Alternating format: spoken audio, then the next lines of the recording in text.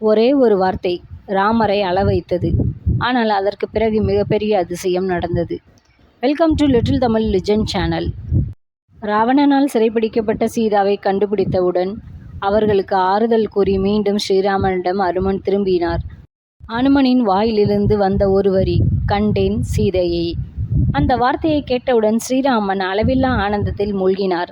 கண்களில் கண்ணீர் பொங்கியது. அவர் அனுமனை கட்டு தழுவி, அனுமனை, நீ எங்கள் துன்பத்தை நீக்கியவன் என்றார். அந்த தருணத்தில் ஸ்ரீராமனின் மனதில் ஒரு ஆசை இருந்தது. என்ன தெரியுமா? அனுமனின் உண்மையான சக்தி என்ன, அவரின் பரமஸ்வரூபம் எப்படி இருக்கும் என்று. அவர் தனது விருப்பத்தை அனுமனிடம் கூறினார். அதை கேட்ட அனுமன் ஜெய் ஸ்ரீராம் என்று உள்ளத்தில் ஜபித்து மெதுவாக தனது உருவத்தை விரிவாக்கத் தொடங்கினார். விஸ்வரூபம்.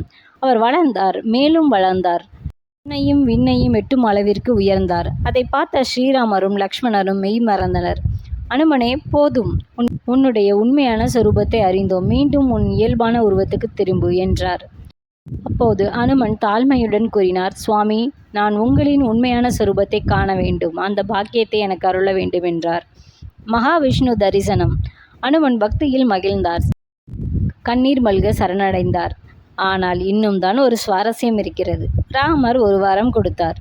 எந்த திசையில் இருந்து ஆபத்து வந்தாலும் நீ அதை சமாளிக்க முடியும் என்றார் அனுமனிடம். என் 5 அவதார சக்திகளும் உன்னிடம் இருக்கும் என்றார். அடுத்த நொடியில் அனுமன் பஞ்சமுக அனுமனானார்.